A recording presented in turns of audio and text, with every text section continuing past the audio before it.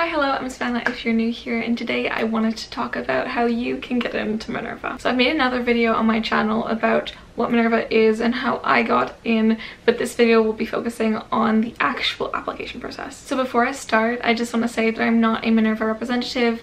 I am going in as a first year in September, so everything I say is from the perspective of someone who pretty recently applied. I started my Minerva application in August of 2019, so it's actually been nearly a year. So for this video in particular, I actually have two sets of notes because these are the notes I actually took while I was doing the application, and then the other notes are things that I recognized after I already got in. So for those of you who don't know, the application process for Minerva is 6 challenges and 6 accomplishments. I kind of talk about it a little bit in the video I made on what Minerva is, so I will link it up here if you haven't seen it yet, but I will not be revealing content from those challenges because I don't think that's fair. And in terms of the accomplishments, which is the other half, I can't tell you what to write. I'm just going to give you sort of general tips and things to keep in mind. So my first tip kind of goes against something that Minerva says, which is that you can't prepare for the challenges, and my tip will actually be you can prepare for the challenges.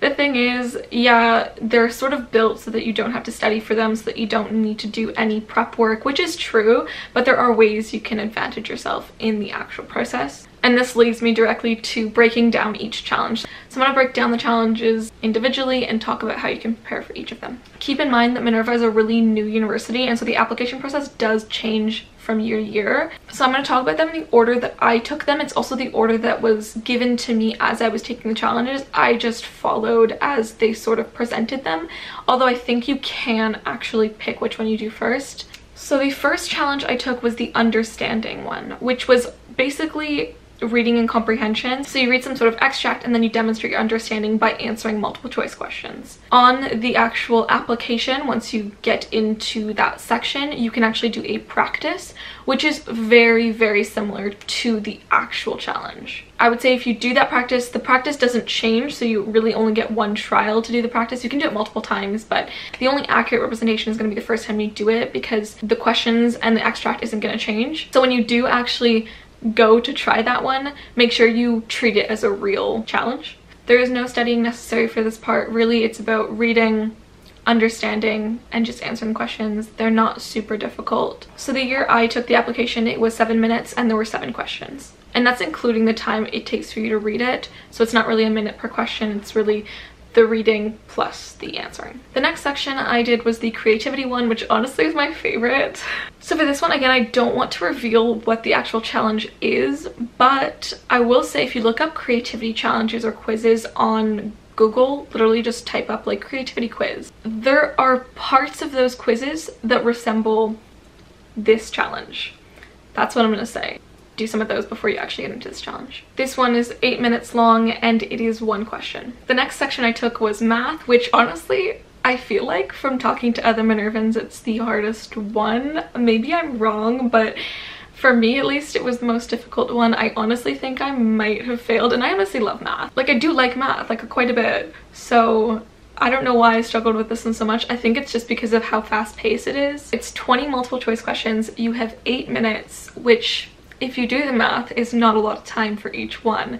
And from what I've heard, I've never taken the SATs, but I've heard it's similar to SAT math. Maybe if you've done the SATs, this part will be easier for you, but I just felt that it was really, really rapid and I didn't have enough time to really think each question through. So near the end, I kind of just guessed pretty quickly because I was running out of time. A tip I have for this one is it's better to answer it than not. Estimate and hope that it's the right answer. And another tip I have is just manage your time. Practice doing like rapid fire math questions. There's a lot of quizzes online, again, that like replicate sort of like the SAT math style. And if you can practice those, if you are doing the SATs for other university applications, then I think you're more prepared for this section. It's really important for this one to understand basic formulas and concepts. And I should mention, they don't allow you to have a calculator, so it's a lot of mental math. You can't actually just like quickly type in your calculator to get the answer. That would make it all super easy. But I will say, keep in mind that the entire thing is screen recorded audio recorded and actually recorded, so you can't cheat. And I guess now is a good time to mention that I really think it's fine if you don't do super well on 1 or 2 sections. I don't think it makes the biggest difference. I think they're just trying to assess where your strengths are, and so if you do really poorly, don't give up. Don't feel like you already didn't make it in, because I genuinely think that I did so poorly on the math section. Don't expect to be perfect and to do all of them properly. Okay, so the next section is reasoning, and for this one it's very similar to IQ tests. So again, Google IQ quiz and then practice those. It's 21 minutes long and there are 13 questions. Again, for this one, manage your time. It goes by pretty fast. If you can practice like very, very difficult IQ patterns, that's gonna help you a lot. I don't really know if you can improve your IQ, but that's what it is. So yeah, I also think there's a practice for this one, so if you do the practice, treat it as a real challenge. Honestly, with all the practices that are on the application, treat it as though you're really taking the challenge. That way you're really prepared when you do the real one. Okay, so the next section is the writing section. And for this one, I was actually kind of surprised they don't give you a prep for it. So with this one, you really go in sort of not sure what to expect. So I will give you a general idea. So for the writing section, you're going to be given a prompt and then you have to make a choice based on that prompt and write an essay about it. I don't want to give off too much information. I don't know how much is too much, so I'm really gonna limit it here. I will say every prompt is different. I mean, not for every single person applying, but like I know people that have also been admitted who had completely different prompts, so they're not gonna be the same. If you're an indecisive person like me, practice making really quick decisions. That sounds super weird, but it's a difficult choice. That's so vague. Okay, my tip for indecisive people is it doesn't matter what decision you take, it matters how you write about it. Just make a decision, stick with it. Just literally stick with it and write about it, because that's all that matters. The actual decision you make is not that big of a deal, I don't think. They're only evaluating your writing, I think. A lot of this is like I think because I don't actually know how the process works. So you have 20 minutes to write an essay, and this is to read the prompt, to write the essay, and like a full essay. Of course it's not going to be like a 1,000 word essay, but it still has to have a structure. It has to have an intro, some sort of body, and a conclusion. If you can practice writing essays prior, especially if you're not a native English speaker, I would practice language and writing cohesive sentences. And I would say for this one, before going in, be prepared to read very quickly. So as soon as you click on that button to start the challenge, you're gonna have to read, so know that going in. So the last one is the expression challenge, which is basically just a virtual interview. Okay, so for this one it might be difficult to understand, but basically it's 6 questions total. So it's like 6 interview questions. For each, you have 20 seconds to prepare / listen to the question, because it's a little video of the admissions director asking you the question, and that you can play it probably once or twice in the 20-second time slot, I guess. Usually the videos are between like 5 and 10 seconds, and then that 20 seconds is the time you have to watch it, think, and prepare. You can write notes if you want, and then you have to talk for 2 minutes straight. And that would be like, when you really think about an interview, you don't really have time to prepare, so it's sort of a similar idea. But I will say the one thing that kind of surprised me and I wasn't expecting is when you go into this challenge, there was no pausing it.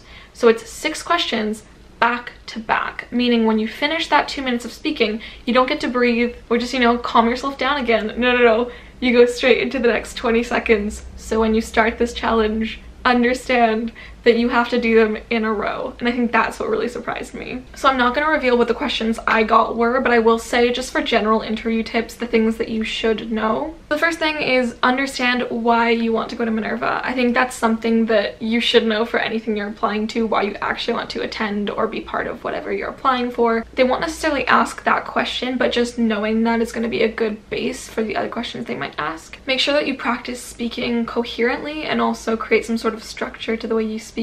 Have some sort of intro point or a thesis at the beginning if you're arguing something, and then again, sort of a body and a conclusion. That's a way to structure your 2-minute little like speech, I guess, that might help you out. And another really important thing to do is not use too many filler words, or I guess not to do, don't use too many filler words. Basically try to pause and stop instead of saying or like. So during the challenges, I'd also recommend that you have some sort of paper and pen. If you have like post-its or something on the side, it can really help. I know when I started the challenges, the first thing I did was wrote on a little post-it, breathe, just to keep in mind that as I'm doing them, to, you know, keep my cool, and they go by pretty quick. So if you breathe and stay calm, it'll be much smoother. So something I did to prepare for the challenges in general, especially the oral section, was brainstorm. So what I did here was I basically wrote on a paper. I actually literally have the paper I wrote it on here, but I did some sort of, what do you call that? A branching diagram.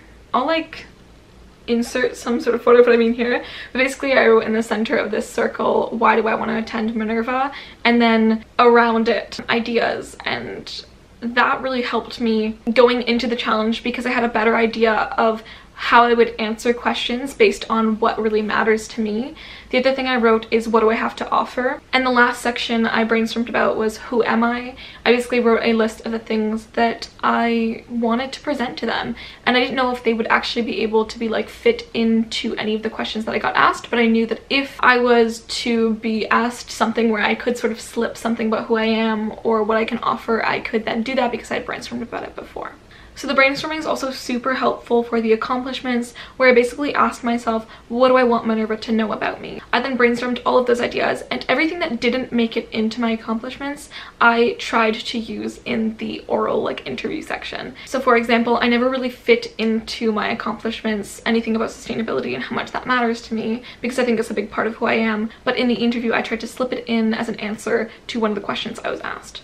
Okay, so now on to the other tips I have, which I wrote after I actually applied. The first thing I wrote down is quite a cliche thing to say, but be authentic. Don't be afraid to be different. There's no one perfect Minerva student, no profile you should aim to replicate. Just be yourself. Oftentimes the things that make you really different will make you stand out. Be confident in who you are and present that to them in the best light possible. The next thing I wrote down is you can make almost anything sound impressive, and I really mean it. I think for any application, something that's really useful is having an editor, and I don't mean a professional editor, I mean someone that can just read over your work and let you know if that's something that reflects who you are properly. And so in my case, I had a couple people helping me out, just reading over the things that I was writing about, and oftentimes there were conflicting opinions on whether or not I should include those things.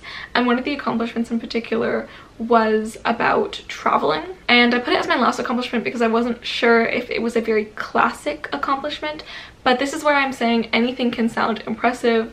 So basically I went on a solo backpacking trip for 5 weeks in Asia last summer. If I just told you that, you might think, okay, cool, sounds fun, but what? Like, why is that impressive? Why do you feel like that was an accomplishment? The reason I put this down as an accomplishment is because I funded the entire trip myself.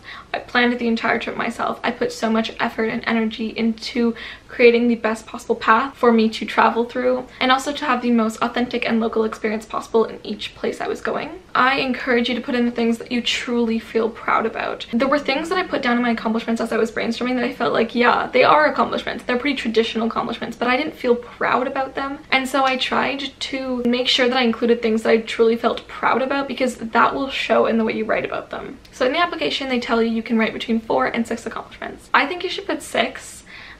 I don't know why you would put less, honestly. It's already so little writing. If you are not familiar with the application, it's basically 500 characters, not words, characters to describe what your accomplishment is, and then 500 characters to describe what the significance is. I would do 2 things. 1, I would write 6. 2, I would use the entire 500 characters for both the description and the significance. A big part of what will make your application look impressive is when you qualify and quantify. They do mention this a lot on the website, but it's really, really important that you qualify and quantify what you are writing about. So if I'm using the solo backpacking trip as an example, I didn't just say, yeah, I funded the whole thing myself.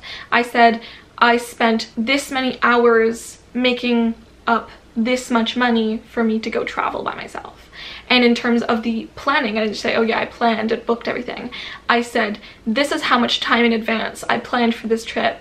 This is how much effort I was putting in per week, per month. And then this leads me to my next tip, which is there is a section under every accomplishment where you can put evidence. Use the evidence to your advantage. In this evidence section, I put in all of the planning, like the physical planning photos of the stuff I had like sort of gathered together, or like the screenshots of the itinerary planning, all of that I put in. And I also put in the flight tickets just as like proof that I actually did purchase the tickets myself and I went myself. So I paid for this trip through all of my jobs. To prove this, I actually contacted my ballet teacher supervisor. So basically I was a ballet teacher for a few years, and that's how I made a lot of the money to go on this trip. And so I asked her if she could write me a letter to almost prove that I had taught ballet, and that's how I made money. And so she wrote me a reference letter, which I used as evidence.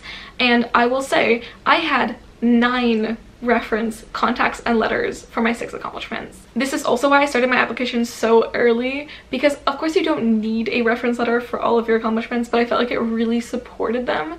And you can honestly find someone to prove and verify that all of these things that you're saying are true, and it will really make your entire application feel more truthful. I feel like my tips are all over the place, so I'm gonna try to like organize them in a way that makes sense, but I'm really sorry. So in terms of the evidence, you can use photos, videos, reference letters, screenshots, documents, but just make sure they're relevant. So for each accomplishment, you can actually write a description for your evidence. So I would highly recommend that you put in the relevance of each one into that description. So you end up having 1,500 characters worth of writing if you use it all. So again, the 500 characters for your description, 500 characters for your significance, and then your 500 characters for your evidence. So I keep mentioning that it's not a lot of characters to describe everything you're talking about, but I'm gonna sort of give you an analogy so that you can get a better idea of how I presented my accomplishments in so few characters. And the way I look at it is almost as if you had like a huge plate of food, and you can't eat all of that food, and so you're only gonna eat the best parts. You're only gonna eat the things that you truly think are the best on that plate. And basically that's what you're gonna do with your accomplishments. You're gonna write however many characters you want. Don't overboard it, but like still write a little bit over the 500 characters, and then you're gonna boil it down and bring it to the absolute best parts, the only necessary parts. Don't repeat yourself. Don't make unnecessarily long sentences. There's no point. You want to put as much as you can into those 500 characters, because ultimately they're trying to get through as many applications as possible, as quick as possible. And if you only put the absolute best sentences and the best words and the best compact version of your accomplishment, that is going to be the most successful. Try not to have 2 accomplishments that are going to be like a similar sort of purpose. For example, if you have 4 academic accomplishments, you don't need to mention all of them. Pick like 1 or 2 of the best ones. You want to maximize the limited amount of space that you have. So try and make sure that all of your accomplishments are sort of covering different categories and different things about you. If everything moved, it's because my camera decided to die right as I was filming my outro, but I am back. So as I was saying, I asked you guys to ask me questions about Minerva, about how to get in, about my application process, and I got about, I want to say 10. So since I've been talking for so long, I'm just going to make a separate video answering your guys' questions. So if you have any more, make sure to leave them in the comments below. I'll be filming and uploading that one for next week, so definitely stick around if you want to see that. I think that's all I have to say for today, so I hope you guys enjoyed. I hope this helped you in some way or another, and I hope you have a wonderful week. I'll see you next Wednesday. Bye.